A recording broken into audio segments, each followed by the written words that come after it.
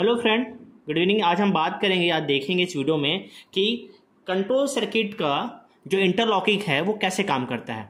आपने कई बार पैनल की ड्राइंग पढ़ी होगी, स्क्रीन ड्राइंग पढ़ी होगी, या जिन लोगों ने नहीं पढ़ी होगी हम उनको बता दें कि आपकी जो डीसी सर्किट होती है बहुत इंपॉर्टेंट होती है प्रोडक्शन सर्किट के लिए, और किसी भी कीमत पे वो सर्किट अगर बाईपास होती है या बंद होती है तो आपकी पूरी प्रोडक्शन सर्किट बाईपास हो जाती है। तो हर एक पैनल में जहां पर आपका कोई भी मैन्युफैक्चरर है, एक डीसी कॉमन रहता है और उसके लिए दो अलग अलग सोर्स रहते हैं और दो अलग अलग सोर्सों को आपको डीसी सप्लाई को दिया जाता है। ठीक है, यह सोचते हैं कि कंट्रोल सप्लाई आपकी किसी भी कंडीशंस पे आपकी हेल्दी रहे, डिस्टर्ब ना हो। तो अभी हम समझते हैं, ये देखिए हम एक ड्राइंग, हमने एक स्कीम ड्राइंग बना कर रखा हुआ है। अभी हम आपको एक्सप्लेन करते हैं। ये स्कीम ड्राइंग में है कि कंट्रोल सर्किट्स के इंटरलॉकिंग पे कैसे काम करेंगे और इससे आप इजिली एस्टिमेटेड ड्राइंग भी पढ़ना सीख लेंगे। ठीक है, तो देखते हैं। सपोज हमारे पास देखिए, ये हमारे पास हमने आर वाई बी तीन यहाँ पर कंसिडर किया हुआ है, एक न्यूट्रल है, और ये हमारी जो सर्किट, ये ट्रांसफार्मर है। ट्रांसफार्मर सीधे जो जा रही है ये आपके कंट्रोल बस पे जा रही है।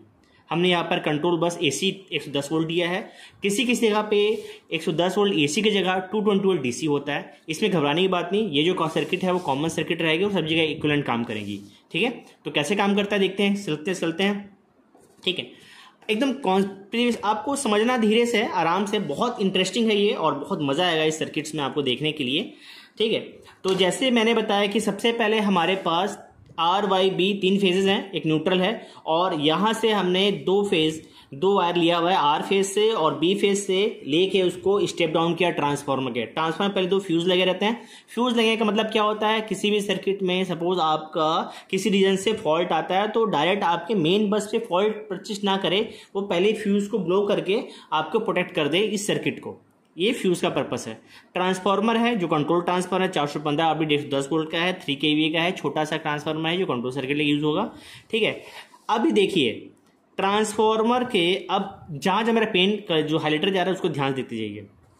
ठीक है, मैं पिंक यूज करता हूँ, सॉरी, ये देखिए यहां से आपका एक फेस बिना टच किए हुए, यहाँ का ये जंपर का मतलब है कि वो मेन सर्किट से इस जो नीचे के सर्किट से कनेक्ट नहीं है, ऊपर गया है, सीधे गया हुआ है। ठीक है, और यहाँ पर हमने एक एमसीबी डालकर रखा हुआ है, ये एमसीबी है। ओके, ये एमसीबी है और एमसीबी का 0.1 0.2 है, और ये एमसीबी जो है एनो कॉन्टेक्ट है, एनो कॉन्टेक्ट, एनो एनसी। अब इसको समझने के लिए आपको इसको समझना पड़ेगा। ठीक है, आपने कॉन्टेक्टर देखे होंगे, कॉन्टेक्टर में अलग से वीडियो बनाया हूं और उसको अच्छे से एक्सप्लेन कर दूंगा। क्या होता है, कोई भी कंट्रोल सर्किट होती है उसमें आपका ऑक्सिलरी कॉन्टेक्ट होता है, मेन कॉन्टेक्ट होता है। तो हम यहाँ ऑक्सिलरी कॉन्टेक्ट की बात कर रहे हैं, जो K01 K02 बहुत इंपॉर्टेंट है, इसको ध्यान समझिएगा। देखिए इसमें पॉइंट्स दिए रहते हैं। पॉइंट्स कैसे हैं, 1 2 3 4 11 12। ठीक है, जैसे ही इसके अंदर ये जो दिखा रखा है आपको 1 2 जो होता है वो 1L1 और 2T1 जो है ये एनो कॉन्टेक्ट है, नॉर्मली ओपन कंडीशंस में रहेंगे। हाउएवर 11 12 जो है वो आपका क्लोज कंडीशन में रहेंगे। क्लियर है, K01 के लिए। सिमिलरली K02 के लिए हमारे पास इसका जो L1 है, L2 है, 2T1 2 है, ये आपका एनो कंडीशन है, इसका 11 2 है, एनसी कंडीशन रहेगा।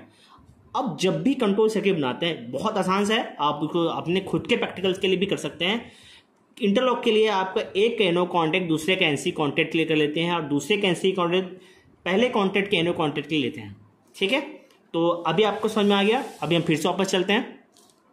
यहां पर एमसीबी से आगे जैसे तो के जो देखिए, ये सर्किट जो है सोर्स 1 के लिए हमारा मेन टारगेट है K01 कॉन्टेक्टर को पिकअप कराना।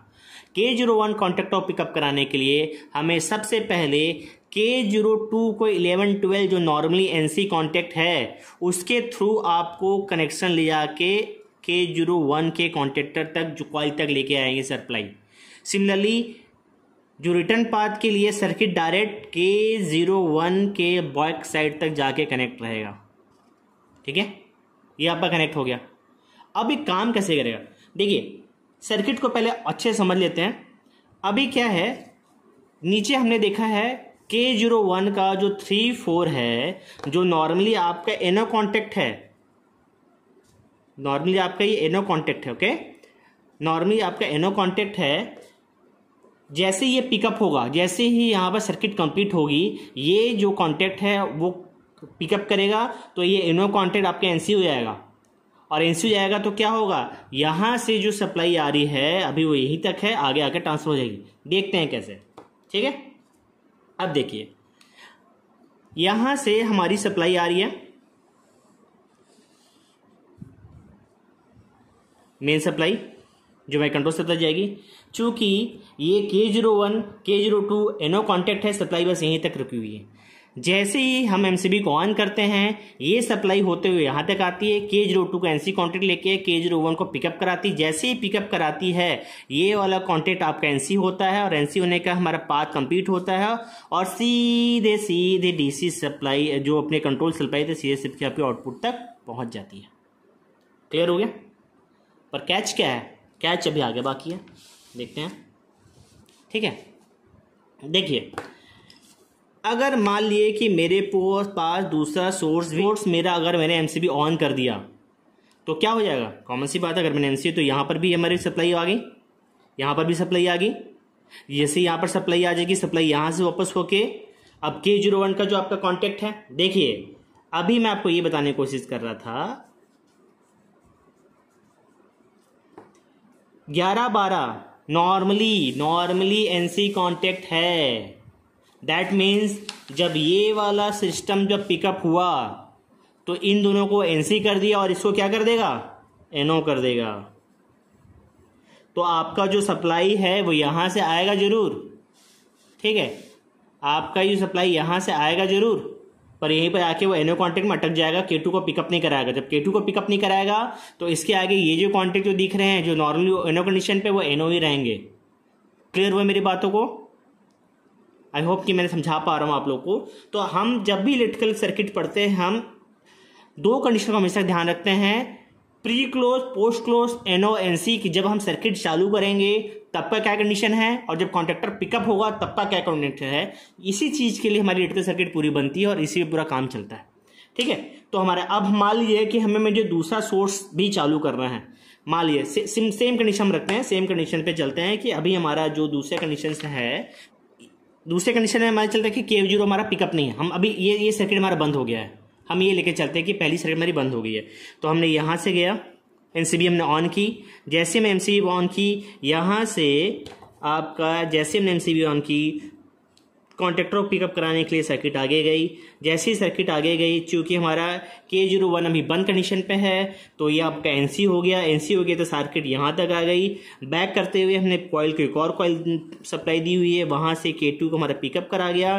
जैसे K2 पिकअप होता है तो ये जो एनो कॉन्टैक्ट दिया हुआ है K2 का, वो एनसी हो जाएगा, और जैसे ही एनसी हो जाएगा, हमारी जो सर्किट जो यहाँ तक रुकी हुई थी वो सीधे सीधे आके आपके यहाँ तक अवेलेबल हो जाएगी, ठीक है, ठीक है। और वो फिर सर्किट में जाके सीधे सीधे जाके सर्किट में जाके आगे चल जाएगी। ये उस कंडीशन में है जब आपका सोर्स 1 जो है आपका बंद है। क्लियर हो गया। अभी मैंने जो बताया कि ऑटो चेंज ओवर कैसे होता है, जैसे अगर मान लीजिए कि दोनों केस पे हमारी है, जैसे हमारी एमसीबी यहाँ तक मैंने दोनों भी, यहाँ भी एमसीबी ऑन कर दी है, सप्लाई आगे तब तक नहीं पाएगी जब तक ये वाला कॉन्टैक्ट जो होगा पिकअप नहीं होगा। तो जैसे ही K01 ड्रॉप होता है ना, सडनली सप्लाई यहाँ तक आ जाती है, क्योंकि ये आपका K01 जो होता है, जो इसके पिकअप होने के कारण एनओ हो गया था, वो एनसी हो जाता है। तो एनसी होने के कारण अगर यहाँ पे सप्लाई अवेलेबल तो तुरंत इसको पिकअप करेगा, और ये होकर सप्लाई चेंज ओवर करके आपके कंट्रोल सप्लाई को कंटिन्यूसली सप्लाई मिलती रहेगी। आई होप मैंने कोशिश की अच्छे से समझाने के लिए। फिर भी अगर आपको इस सर्किट के रिगार्डिंग कोई दिक्कत है या आपको और कुछ वीडियो चाहिए जो आपको लगता है कि आपको समझना है, तो मैं एक एक करके वीडियो डालते जाऊँगा, आपको बहुत अच्छा लगेगा। तब तक के लिए स्वस्थ रहिए, मस्त रहिए, धन्यवाद।